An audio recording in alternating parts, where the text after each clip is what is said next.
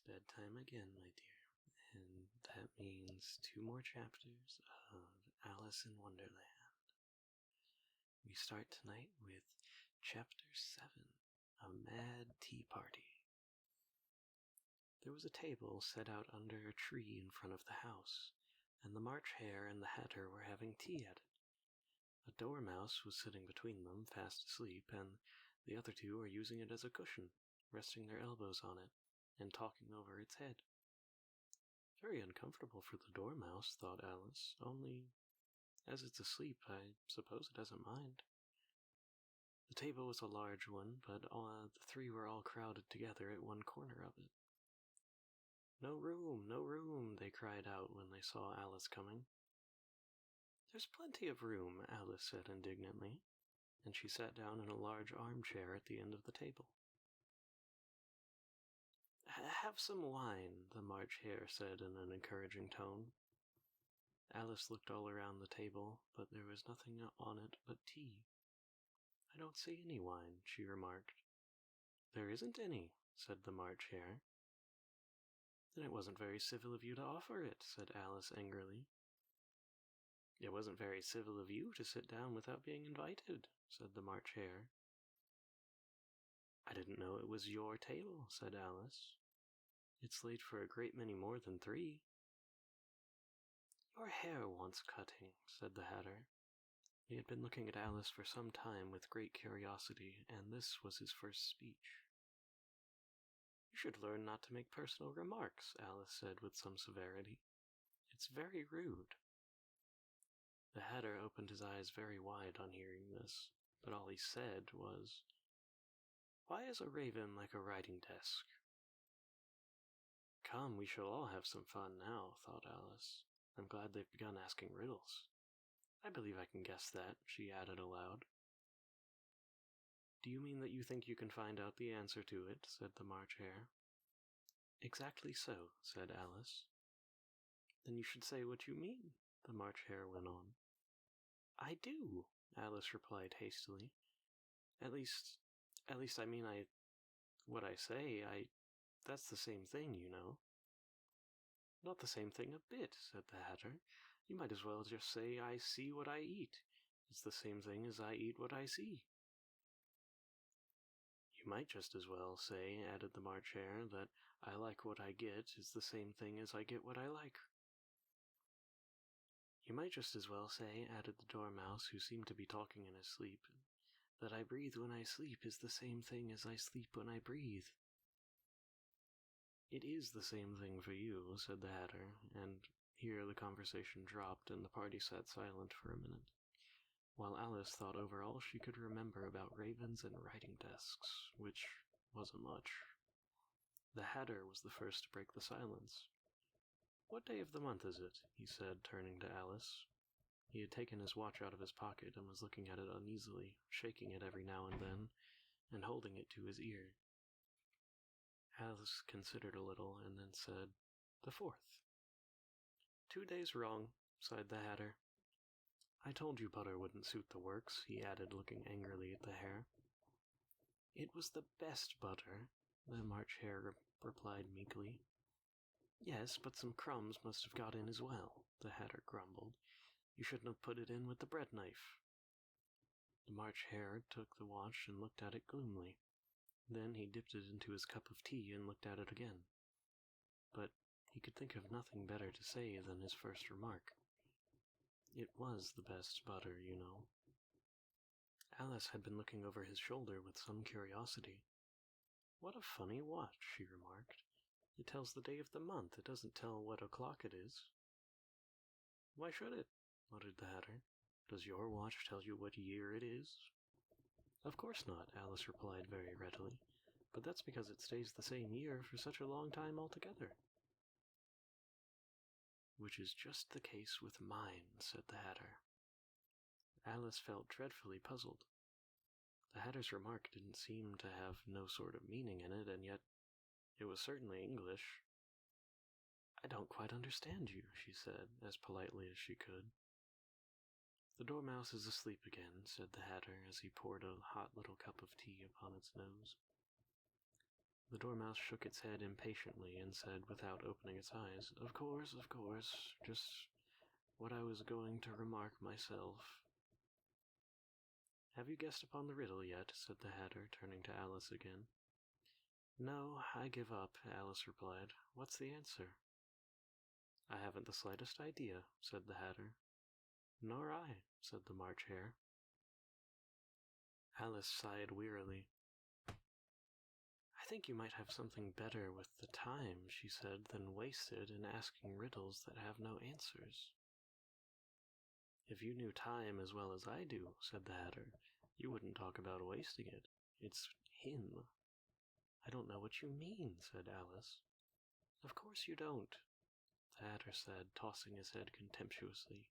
I dare say you have never even spoke to time.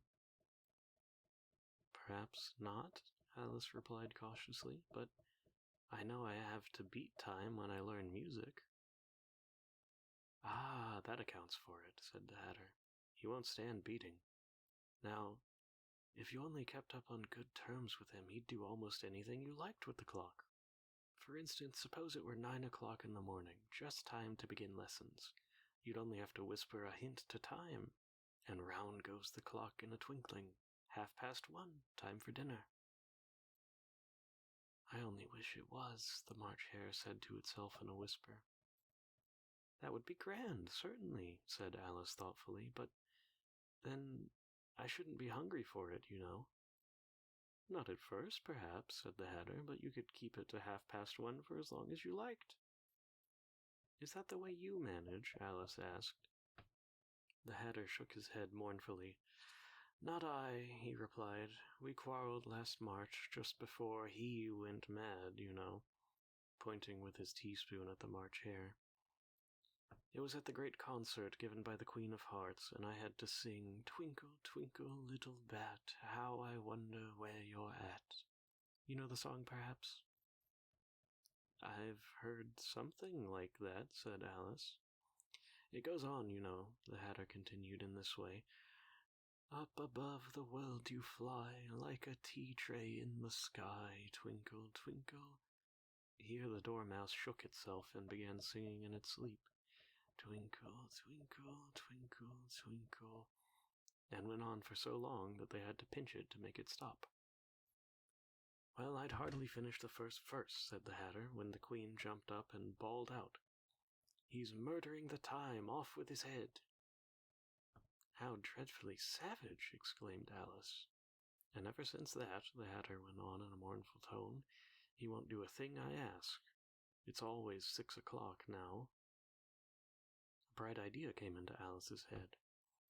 Is that the reason so many tea things are put out here? She asked. Yes, that's it, the Hatter said with a sigh. It's always tea time, and we've no time to wash the things between whiles. Then you keep moving round, I suppose, said Alice. Exactly so, said the Hatter, as the things get used up. But what happened when you comes to the beginning again? Alice ventured to ask. Suppose we change the subject, the March Hare interrupted, yawning. I'm getting tired of this. I vote the young lady tells us a story. I'm afraid I don't know one, said Alice, rather alarmed at the proposal. Then the Dormouse shall, they both cried. Wake up, Dormouse, and they pinched it on both sides at once. The Dormouse slowly opened his eyes. I wasn't asleep, he said in a hoarse, feeble voice. I heard every word you fellows were saying. Tell us a story, said the March Hare. Yes, please do, pleaded Alice. And be quick about it, added the Hatter, or you'll be asleep again before it's done. Once upon a time, there were 3 little sisters, the Dormouse began in a great hurry, and their names were Elsie, Lacey, and Tilly, and they lived at the bottom of a well. What did they live on? Said Alice, who always took a great interest in the questions of eating and drinking. They lived on treacle, said the Dormouse after thinking a minute or two. They couldn't have done that, you know, Alice remarked gently. They'd have been ill. So they were, said the Dormouse, very ill. Alice tried to fancy to herself what such an extraordinary way of living would be like, but it puzzled her too much, so she went on, "But why did they live at the bottom of a well?" "Take some tea," the March Hare said to Alice very earnestly. "I've had nothing yet," Alice replied in an offended tone, "so I can't take more." "You mean you can't take less," said the Hatter. "It's very easy to take more than nothing." "Nobody asked your opinion," said Alice. "Who's making the personal remarks now?" the Hatter asked triumphantly. Alice did not quite know what to say to this, so she repeated and helped herself to some tea and bread and butter, and then turned to the Dormouse and repeated her question. Why did they live at the bottom of a well? The Dormouse took again a minute or two to think about it, and then said, "It was a treacle well." "There's no such thing," Alice was beginning very angrily, but the Hatter and the March Hare went shh, shh, and the Dormouse sulkily remarked, "If you can't be civil, you'd better finish the story for yourself." "No, please go on," Alice said very humbly. "I won't interrupt again. I dare say there may be one." "One indeed," said the Dormouse indignantly.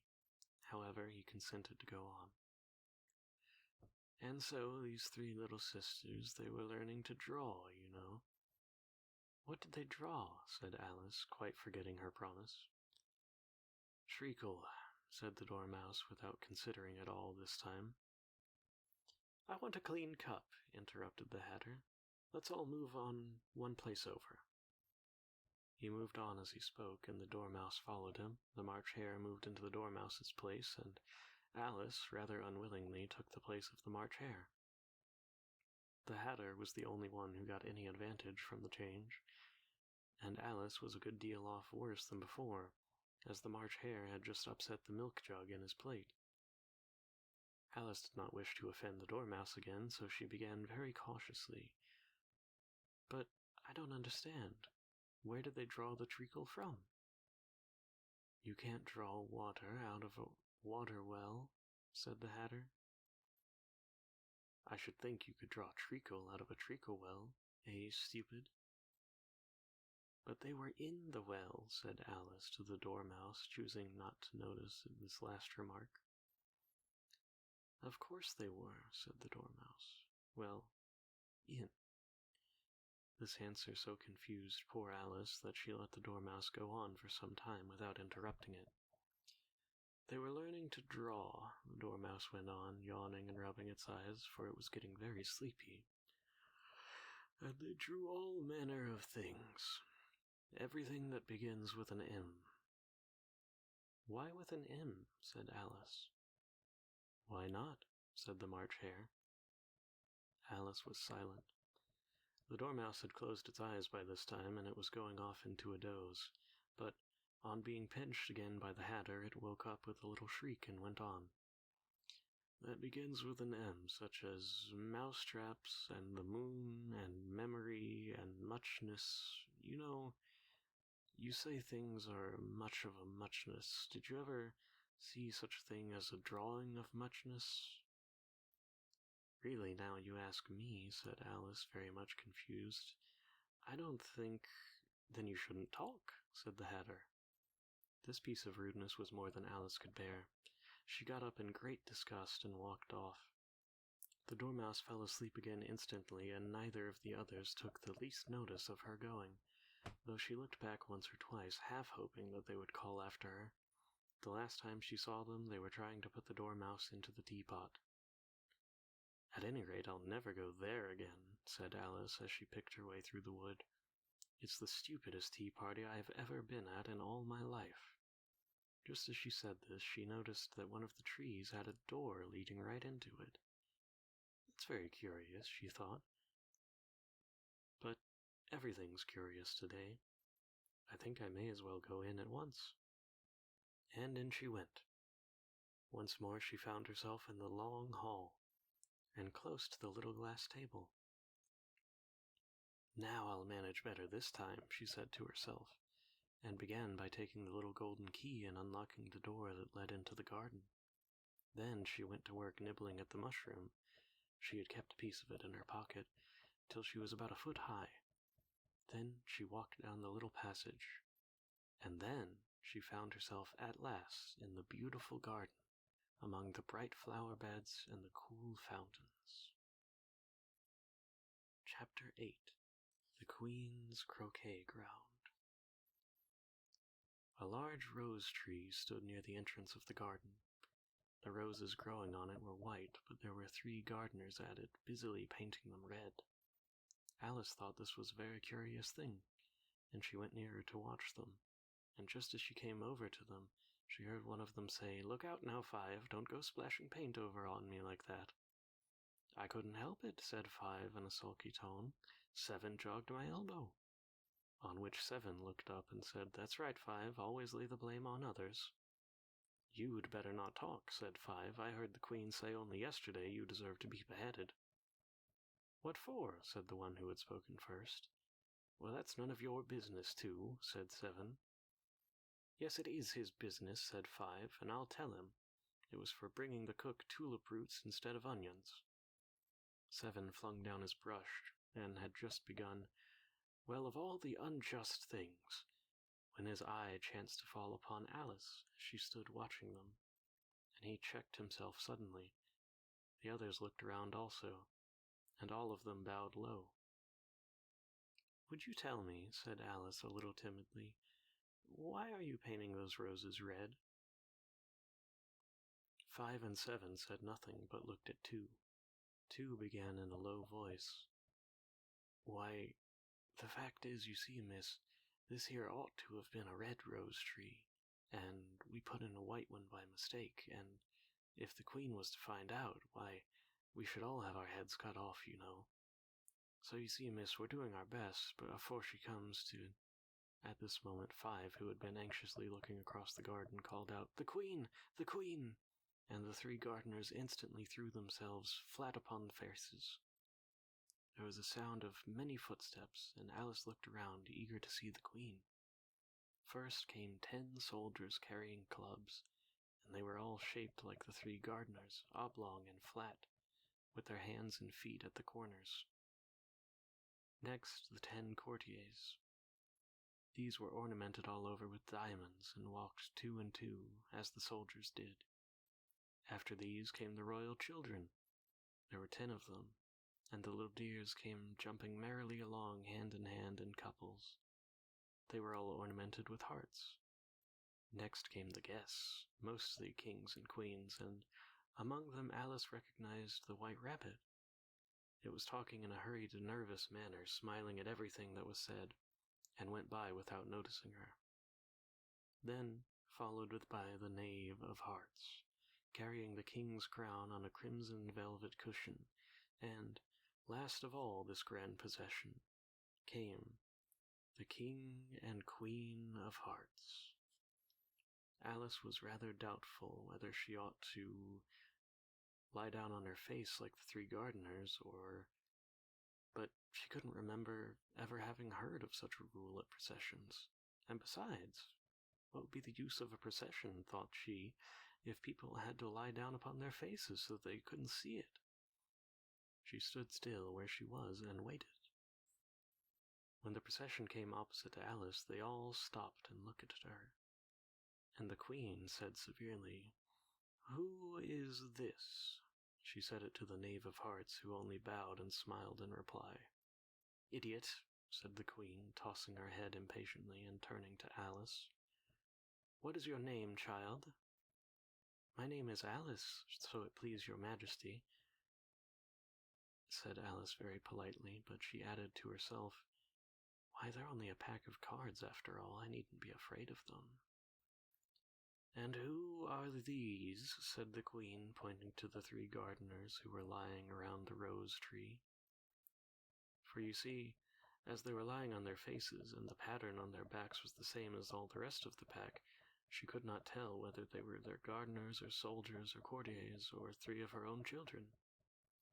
"How should I know?" said Alice, surprised at her own courage. "It's no business of mine." The Queen turned crimson with fury, and after glaring at her for a moment like a wild beast, screamed, "Off with her head! Off! Nonsense, said Alice very loudly and decidedly, and the Queen was silent. The King laid his hand upon her arm and timidly said, Consider, my dear, she is only a child. The Queen turned angrily away from him and said to the knave, Turn them over. The knave did so, carefully, with one foot. Get up, said the Queen in a shrill, loud voice, and the 3 gardeners instantly jumped up and began bowing to the King, the Queen, the royal children, and everybody else. Leave off that, screamed the Queen. You make me giddy. And then, turning to the rose tree, she went on, What have you been doing here? May it please your majesty, said two in a very humble tone, going down on one knee as he spoke. We were trying... I see, said the Queen, who had meanwhile been examining the roses. Off with their heads. And the procession moved on. 3 of the remaining soldiers left behind to execute the unfortunate gardeners, who ran to Alice for protection. You shan't be beheaded, said Alice, and she put them in a large flower pot that stood near. The 3 soldiers wandered about for a minute or two looking for them, and then quietly marched off after the others. Are their heads off? Shouted the Queen. Their heads are gone, if it pleases your majesty, the soldiers shouted in reply. That's right, shouted the Queen. Can you play croquet? The soldiers were silent and looked at Alice. The question was evidently meant for her. Yes, shouted Alice. Come on then, roared the Queen, and Alice joined the procession, wondering very much what would happen next. It's a very fine day, said a timid voice at her side. She was walking by the White Rabbit, who was peeping anxiously into her face. Very, said Alice. Where's the Duchess? Hush, hush, the rabbit said in a low, hurried tone. He looked anxiously over his shoulder as he spoke, and then raised himself upon tiptoe to put mouth close to her ear and whispered, She's under sentence of execution. What for? Said Alice. Did you say what a pity? The rabbit asked. No, I didn't, said Alice. I don't think it's a pity at all. I said what for? Why, she boxed the Queen's ears, the rabbit began. Alice gave a little scream of laughter. Oh, hush, the rabbit whispered in a frightened tone. The Queen will hear you. You see, she came rather late, and the Queen said, Get to your places, shouted the Queen in a voice of thunder, and people began running about in all directions, tumbling up against each other. However, they got settled down in a minute or two, and the game began. Alice thought she had never seen such a curious croquet ground in her life. It was all ridges and furrows, and the balls were live hedgehogs, the mallets live flamingos, and the soldiers had to double themselves up to stand on their hands and feet to make the arches. The chief difficulty Alice found, at first, was in managing her flamingo. She succeeded in getting its body tucked away comfortably enough under her arm, with its legs hanging down, but generally just as she had gotten its neck straightened out and was going to give the hedgehog a blow to its head, it would twist itself round and look up in her face with such a puzzled expression that she could not help bursting out in laughter. And when she had got its head down again, and was going to begin, it was very provoking to find that the hedgehog had unrolled itself and was in the act of crawling away. Besides all this, there was generally a ridge or furrow in the way wherever she wanted to send the hedgehog to. And, as the doubled-up soldiers were always getting up and walking over to other parts of the ground, Alice soon came to the conclusion that this was a very difficult game indeed. The players all played at once without waiting for turns, quarreling all the while, and fighting for the hedgehogs, and in a very short time the Queen was in a furious passion, and went stamping about and shouting, Off with his head, or off with her head. About once a minute. Alice began to feel very uneasy, to be sure. She had not yet had any dispute with the Queen, but she knew that it might happen at any minute. And then, thought she, what would become of me? They're dreadfully fond of beheading people here. The great wonder is that there's any left alive." She was looking around for some way of escape and wondering whether she could get away without being seen, when she noticed a curious appearance in the air. It puzzled her very much at first, but after watching it a minute or two, she made it out to be a grin. She said to herself, "It's the Cheshire Cat. Now I shall have someone to talk to." "How are you getting on?" said the cat as soon as there was enough mouth for it to speak with. Alice waited till the eyes appeared and then nodded. It's no use speaking to it, she thought, till its ears have come, or at least one of them. In another minute the whole head had appeared, and then Alice put down her flamingo and began an account of the game, feeling very glad that she had someone to listen to her. The cat seemed to think that there was something, enough of it now in sight, and no more of it appeared. "I don't think they play fairly at all," Alice began in a rather complaining tone, "and they quarrel so dreadfully with one another that one can't hear oneself think. And they don't seem to have any rules in particular, at least, if there are, nobody attends to them. And you've no idea how confusing it is with all the things being alive, like, for instance, there's the arch I've got to go through next, walking about just about the other end of the ground. I should have croqueted the Queen's hedgehog just now, only it ran away when it saw mine coming." "How do you like the Queen?" said the cat in a low voice. "Not at all. She's so extremely—" Just then she noticed the Queen was close behind her listening, so she went on, "Likely to win, that it's hardly worth finishing the game." The Queen smiled and passed on. "Who are you talking to?" said the King, going up to Alice and looking at the cat's head with great curiosity. "A friend of mine." It's a Cheshire Cat," said Alice. "Allow me to introduce it." "I don't like the look of it at all," said the King. "However, it may kiss my hand if it likes." "I'd rather not," the cat remarked. "Don't be impertinent," said the King, "and don't look at me like that." He got behind Alice as he spoke. "A cat may look at a king," said Alice. "I've read that in some book, but I don't remember where." "Well, it must be removed," said the King very decidedly, and he called the Queen, who was passing at the moment. "My dear, I wish that you would have this cat removed." The Queen had only one way of settling all difficulties, great or small. "Off with his head," she said, without even looking round. "I'll fetch the executioner myself," said the King eagerly, and hurried off. Alice thought she might as well go back and see how the game was going on, as she heard the Queen's voice in the distance screaming with passion. She had already heard the sentence of 3 players being sentenced to death or being executed for having missed their turns, and she did not like the look of things at all, as this game was in such confusion that she never knew whether it was her turn or not. So she went in search of her hedgehog. The hedgehog was engaged in a fight with another hedgehog, which seemed to Alice an excellent opportunity for croqueting one of them with the other. The only difficulty was that her flamingo was gone across to the other side of the garden, where Alice could see it trying in a helpless sort of way to fly up into a tree. By the time she had caught the flamingo and brought it back, the fight was over and both hedgehogs were out of sight. But it doesn't matter much, thought Alice, as all the arches are gone from this side of the ground again. So she tucked it away under her arm that it might not escape again, and went back for a little more conversation with her friend. When she got back to the Cheshire Cat, she was surprised to find a large crowd collected round it.